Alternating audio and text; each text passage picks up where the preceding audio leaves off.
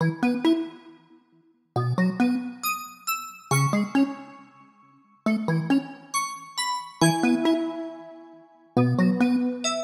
hello. Today is my mid-month check-in, what I'm reading right now, jammy style edition.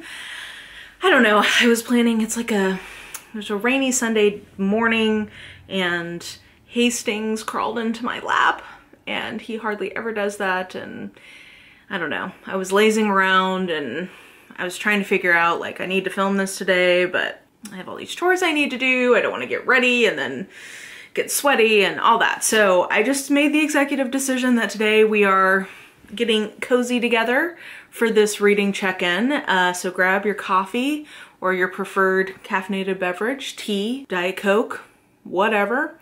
And we're gonna talk about what I've been reading, what I'm currently reading, and what I might read next. So yeah, this month is shaping up to feel a lot like last month in the sense of I've read a lot of things that are fine, but not a lot that's like really standing out. So the only thing that I know we're gonna talk about at the end of the month is Corinne, which I already did a live show with some of my BookTube pals, and I have to tell you, it's one of my favorite things I've done on BookTube in a long time. We had such a good time. I think even if you haven't read the book, you could enjoy this. I get, like, it's hard to, this doesn't have plot really, so it's hard to spoil. And then we get into some of the conspiracy theories about who the anonymous author is. So I highly recommend going and checking that out, and we'll talk about that at the end of the month. But that is the only thing I've flagged as like, ooh, don't talk about this because you're gonna talk about it at the end of the month. Everything else has been fine. So let's see here. Okay, I guess we'll talk about the arcs that I've read. We can talk about those so that we don't have to cover them at the end of the month. And then some of these books I think you'll see in different videos. So you already saw me talk a little bit about The Word is Murder in my 5-star prediction check-in. So I did enjoy this. This is actually probably one of the things I liked better so far from what I've read this month. It wasn't 5 stars, it was 4 stars because, so in terms of what it's about, this is Anthony Horowitz, the actual author, is also a self-insert character into this narrative, which I do think adds an interesting metatextual element. And he has an acquaintance from, you know, previous whatever, named Hawthorne, who was on the police force but is now like a consulting detective. It's very Sherlock. And Hawthorne comes to Horowitz and wants him to write his, like, the story of his life. Horowitz is reluctant to do it, but gets lured in, and Hawthorne takes him along on this case about this woman who went to the funeral director's home to make her funeral arrangements and then was murdered when she got home. So, like, did she know it was gonna happen? Is it a weird coincidence? Like, what's the deal? I think it's solid. It reminds me I mean, Anthony Horowitz I've absolutely loved, what is it? Moonflower Murders and Magpie Murders. Like, I really like that series from him a lot. And I will keep going in this because I already have 2 more books in the series, but I wouldn't say that I love this in the same way, though it did give me that same comfy feeling of British murder mystery that I get from something like A Midsummer Murders, but this is more like In the City.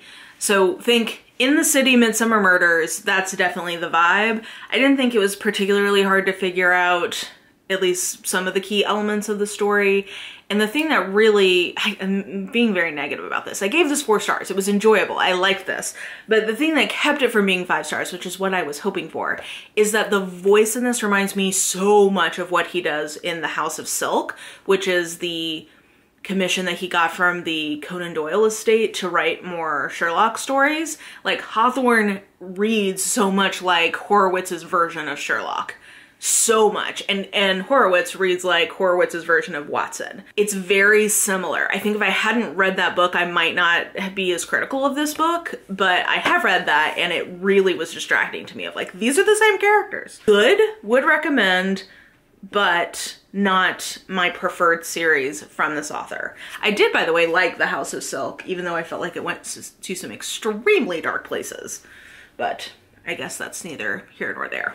So you saw that in a different video. I am currently working on a couple of projects that you'll see at least the beginnings of this month. 2 books for that are The Good Sister by Sally Hepworth and Pretty Things by Janelle Brown. Not Sister Wives Janelle Brown though, sadly. This was also a wrapped book, so I knocked out one of my wrapped books by including it in this project. So you will see more of that at the end of the month, or by the end of the month, I should say. I don't know that they'll make the wrap up. What else have I read? I've been reading a lot of sewing books and prepping for a sewing project that you'll see at some point. Finished a couple of those. Not that those are very difficult to read. Oh, I did catch up on, I should say, the I Married a series. I Married a series? It's called the Prime Mating Agency series, but I always think of it as the I Married a Blank series. Which I will say, getting a little mixed quality here for the last 3 books. So I was behind by 3. Of those 3, I Married a Dragon was definitely the strongest, I thought. Though even that one, I was a little side-eyeing how much pressure our heroine had to culturally assimilate to this alien society and its norms in terms of like dating mores. But mostly it was still a very sweet story, and it's the culture of this one. So I should say these are all marriage of convenience / fated mates sci-fi alien stories, and the setup includes the fact that there's this agency that has a species of aliens who are such empaths that they have like basically a perfect track record of finding soulmates, and they are matching advanced species with species who have just started interacting with the galaxy to try to like foster more like cross-cultural connections.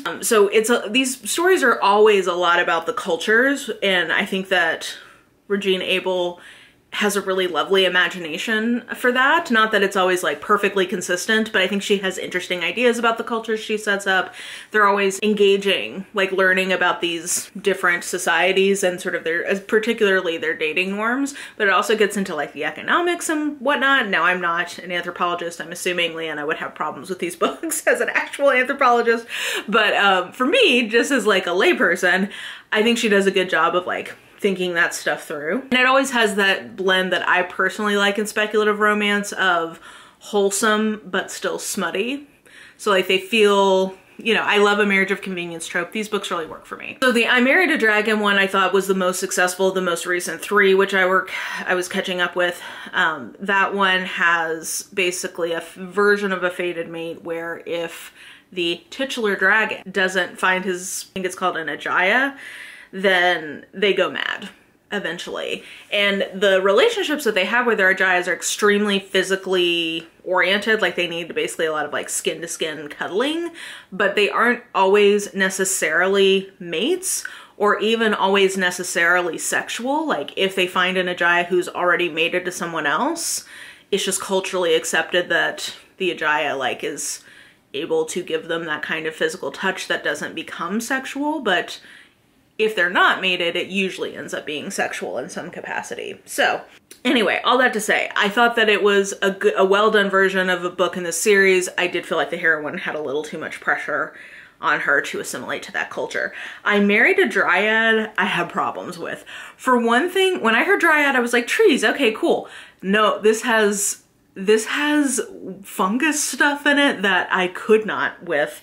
Also, it was just a bridge too far for me in the world building. Like she goes for some ideas in here that I'm like, conceptually as a sci-fi book, I'm down with, but as something that I find romantic, I just am not. So if you've read it, you know, the whole birth situation, I could not deal with. So that one I gave a 2.5 star to because you guys know I already have a problem with fungi, and then on top of that, it wasn't romantic to me. And then I DNF'd I Married a Beast because I felt like it was weirdly fetishizing the exoticism of the alien race. I just was uncomfortable. It felt like, I don't think it was intentional, but it was verging on like tokenism for fictitious alien people. And again, I don't find that romantic, so I just bailed. And then other things I have in physical form, let's just do those real quick. I read 2 graphic novel things, Witch Hat Atelier Volume 2. I'm still debating if I'm gonna actually go the distance with this series. I'm enjoying it, but I've given both of the first 2 books 3.5, which it's like there's, I think like 12 at least so far, and I don't know. I could see a world where I kind of casually keep reading this, but I'm not fully invested in finishing it unless something happens plot-wise that just blows me away. I will say I love the art in this. That's one of my favorite things. And I'm gonna not be able to find one, but the thing I love the best is the way that the artist communicates Coco's passion and love for magic, and like how she draws her being enthusiastic. It's so cute and effective. Like it really communicates her emotion, and I just think it's adorable. So yeah, this one is one that I'm like not fully hooked on to go the distance with, but am intrigued by, enjoying. And like I said, maybe this becomes one that I just sort of casually have going on as a nice like fantasy palette cleanse kind of situation. I don't know. I'm not decided.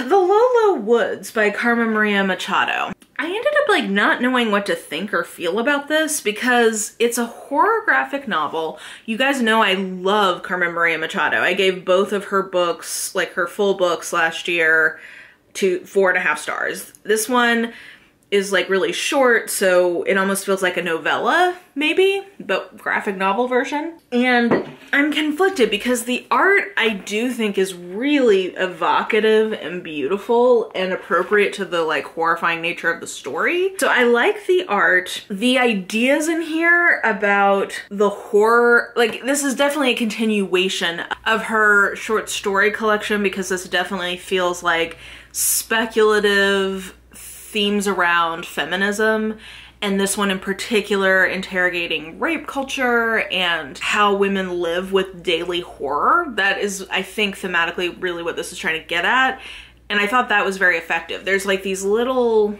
there's a lot of like little narration things happening. I'm trying to find a good example where you can see it clearly. Like this entire page is just little like interstitially things, and the little interstitially things have great, like they're well written, they have great things to say. I just feel like the art, the themes that she's trying to get at, and the story itself were all good separately, but didn't really come together in a way that felt cohesive. So I feel conflicted because I'm like, I really love the ideas of this, and I liked it's not that I think that this is solid in its component parts, but as a whole, it felt weaker to me. So I don't know, 3.5 because it's like, I want to like this more than I actually did, is what it boils down to. Like there's a lot in here where I'm like, ooh, yeah, I like that. But I think ultimately it didn't fully come together. And then I finished off the duology. A Magic Steeped in Poison. This is A Venom Dark and Sweet. And I really enjoyed this. Now, I didn't like the second book as much as I liked the first one. I think probably they could have been combined to make a little chunkier standalone, and it may have been a little more satisfying to me. But this just feels like YA fantasy that's actually aimed at teens. It reminds me so much of the YA fantasy that I read when I was a teenager. It doesn't have the feeling of being like aimed at adults. And I do understand when I make this critique, I am an adult reading these YA middle grade things. But what I'm going to them for is for them to give me that nostalgia and that kind of storytelling that was present in this category when I was a teen. And it bums me out that I feel like it's just been so, because of the breakout success of things like The Hunger Games and Leigh Bardugo and ACOTAR and all of the YA fantasy feels like it's just so aged up, or not all, but most of it feels so aged up, so aimed at adults. I just don't, it doesn't mean that they can't have like, for instance, like sexual components potentially, but sexual components that feel appropriate or like aimed at a teen. I don't know. Anyway, this doesn't have that you know, I'm not saying this is like sexual in nature, but it has a romance. I liked the romance. But it just overall has kind of a tone a posture that it doesn't feel like it's aimed at a reader like me. And I really like that. Like, this is something that I would feel great about giving to my nieces who are both like early teens. This feels like something actually aimed at them that they could enjoy. And I really loved like the whole tea-based magic thing. I liked the world. I felt like the plot in this one fell apart a little bit, or not fell apart. It just wasn't, again, I think if it had been one book, the plot overall would have been a lot stronger. But especially for a debut duology, I feel like this was really good. I thought this was really just lovely and what I want. It felt, for me as an adult reader of it, like a palate cleanse and nostalgic and lovely, and just, I liked it, okay? I liked it. So then in terms of the arcs, let's see, what other things can we talk about here? Oh, yeah. Okay. I have 3 arcs I can tell you about, all of which are pretty hyped. So strap in. Witch King by Martha Wells is very effective at delivering what I love about the Murderbot Diaries, which is strong character work and the found family, or sort of the cast of characters coming together in a really lovely way. The premise is that there's this titular Witch King who wakes up dead and has to get in someone else's body, and the same thing has happened to like one of his advisors or like close confidants. There's also this human girl who was brought to try to resurrect him from these grifters, who ends up kind of coming along for the ride, and they're trying to figure out who killed him, or not even who killed him, but like how to respond to the fact that he died. It's very Martha Wellsian in terms of its voice. So if you're looking for something really different than the Murderbot character voice, this feels very similar. But in the same way that like most Alona Andrews main characters have similar sensibilities, it feels very her. So if you're looking for a lot of variation there, I'm not sure that this will be totally what you're looking for, but I really like the setting. I liked the characters. I even liked the plot. I just think it was too long. Like, I think that this would have been actually a very good novella or short novel. I felt like the pacing was kind of off in it, which kept me from just like, loving it. So I would give it like 3.5 stars. I think it's worth seeking out if you really like Martha Wells and her writing, and I don't know, like it was definitely worthwhile. It was a fun read. And I think it's going to be a standalone, though it does end in a place where it could be a series. So I don't know. I don't know that I would continue in it as a series, but as a standalone, I enjoyed it and definitely recommend it for those of you who like what Martha Wells does. I also read Love Theoretically by Ali Hazelwood. I struggled with this one a little bit. So again, similar to what I just said. Actually, all 3 of these arcs I have pretty similar thoughts about. All of them are between 3.5 and 4 stars. Probably like Witch King, Love Theoretically, Resonance Surge. Okay, so Love Theoretically, it's between 3.5 and 4 because it gave me a lot of what I really love from Ali Hazelwood, namely her brand of writing, which is not for everyone, but I love the style. It reminds me of my fan fiction days. It works for me. And the characters. I liked both of our main characters in this one, Jack and Elsie. I liked them together. I liked the progression of their relationship. I do, though, what I struggled with in this one was the meshing of the internal and external conflicts and how that then impacted the plot. And I can't get too specific because I don't want to give spoilers. The plot, or like the beginning of the book, is Elsie is a PhD student looking for like a job coming out of her program.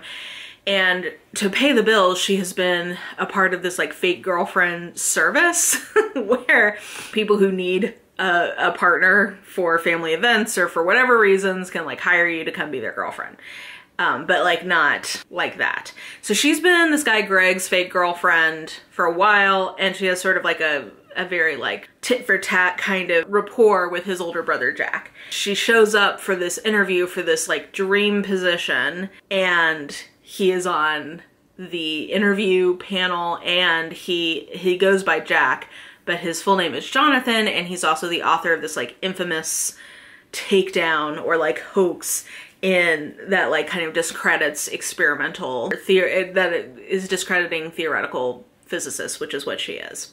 So the external conflict is like, oh, she's trying to manage, you know, not wanting to throw Greg under the bus, but she really wants this job. And Jack is like confused about why she's been lying to them about who she is. And so she's trying to, like, the external conflict is how to get the job and navigate this interview panel. And like, that's, you know, whatever.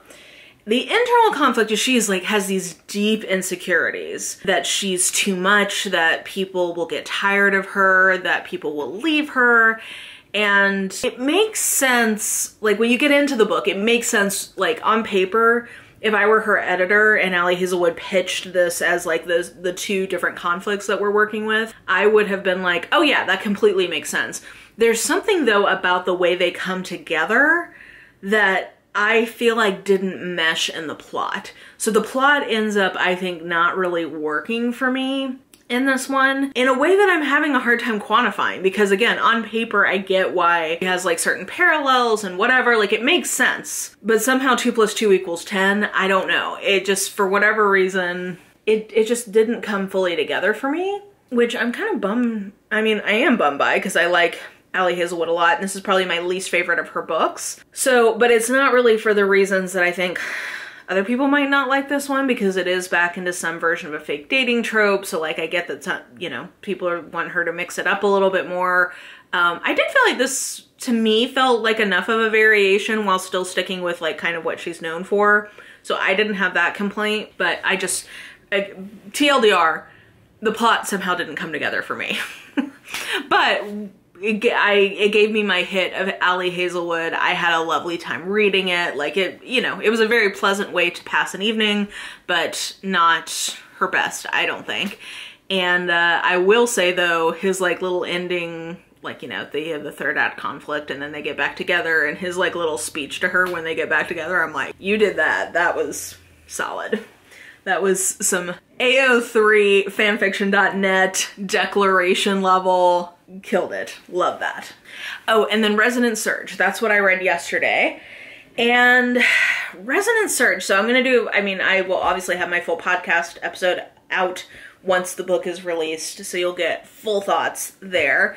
My headline on Resonance Surge is that from a series pacing perspective, it totally makes sense to me that this book is purposefully less focused on the macro plot, things that have been happening. We get a really big revelation in the previous book about what's going on with the macro plot.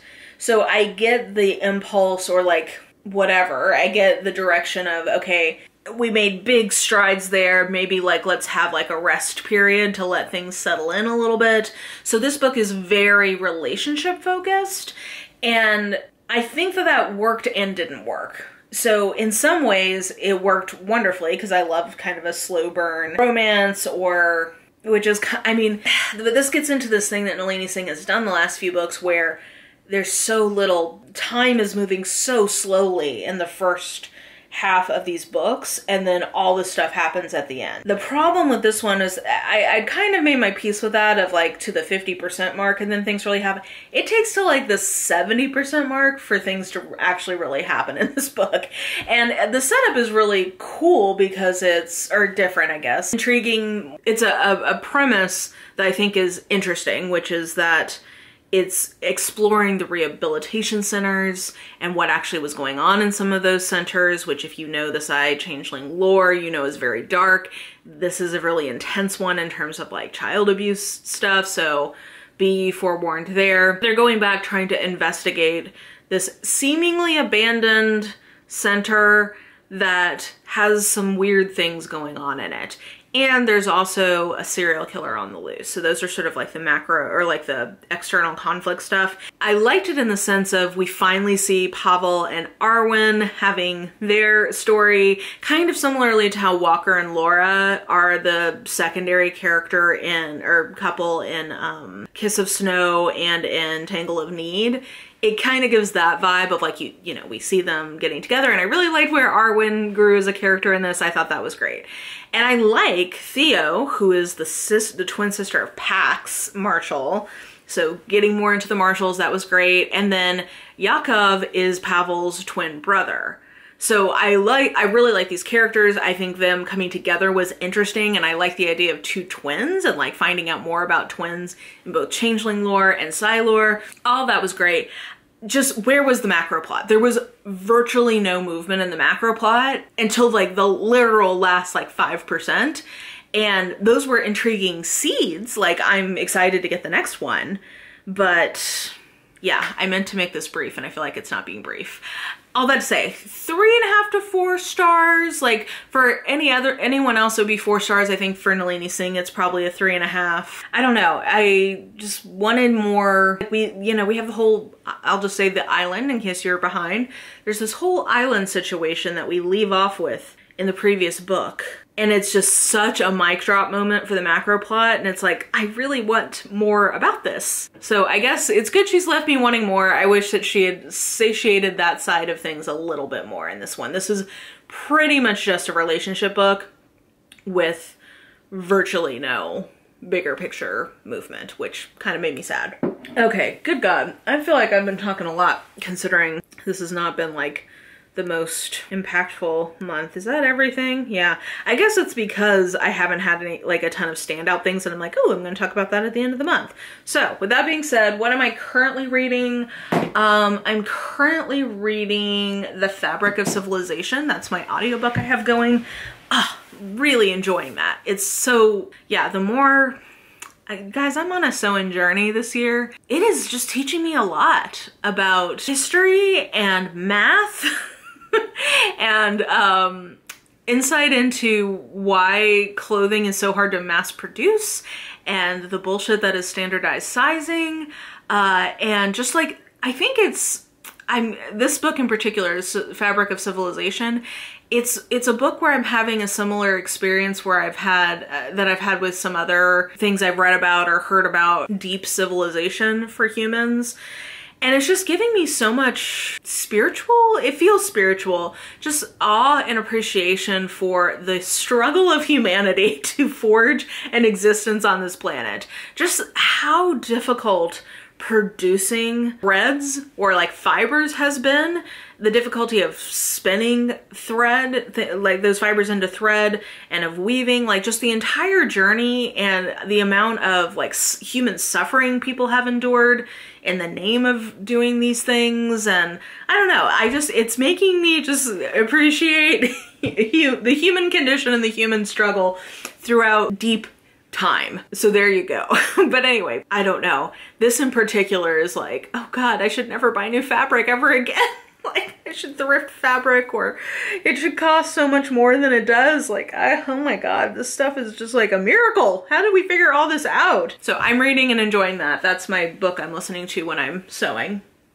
And then, so let's just run through the stack of books I pulled, some of which I know I'm going to read, some of which we'll see. My book that I unwrapped, aside from The Good Sister this month, is the autobiography of Malcolm X. I don't know if this is actually going to happen this month or not, but I'm hopeful, and it definitely needs to happen before I get too far into May, because then I need to do my next unwrapped book, but this is on the docket. Our book club book for the Blades and Boz Ripper book club is Splendid by Julia Quinn.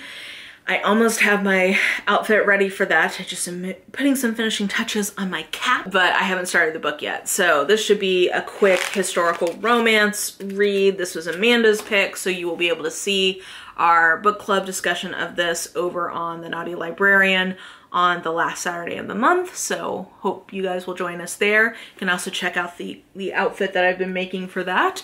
So yeah, I'm excited. This is Julia Quinn's first book, so that was why Amanda picked it. Then I'm gonna at least start on, I don't know if I'll finish it this month. It may be that this gets posted in May, but we'll see.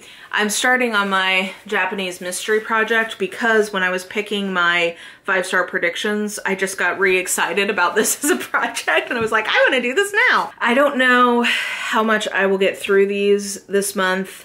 It's the goal, but I theoretically was gonna try to read less at the back half of the month, so we'll see how that goes. But anyway, I'm definitely in a murder mystery kind of mood, and I think I've gone too long doing projects that did not include some mysteries, so I feel like I'm overcorrecting now, but what are you gonna do? These 3 books, I have some questions for you, The Plot and What Lies in the Woods.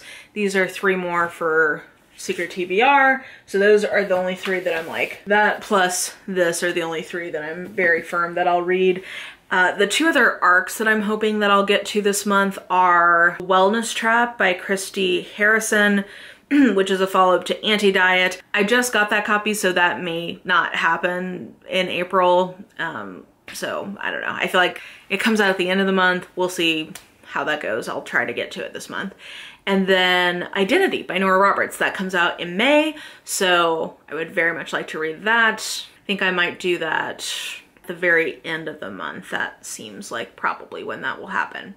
So those are the things that I might read next. I've got some plans in the back half of the month, so we'll kind of have to just see how much reading I get done, slot it around those plans. I'm trying to not put too much on my plate, but you guys know I'm not good at doing that. So with all that being said, I hope you enjoyed this very pajama, cozy, rainy day check-in on what I'm reading. I talked way more than I thought I would or planned to, and frankly I'm now probably needing to go so that I can get some things done. But let me know what you thought about any of the books that I talked about. Let me know what you've been reading, how your reading month is going, or what you're looking forward to reading. Let me know that in the comments.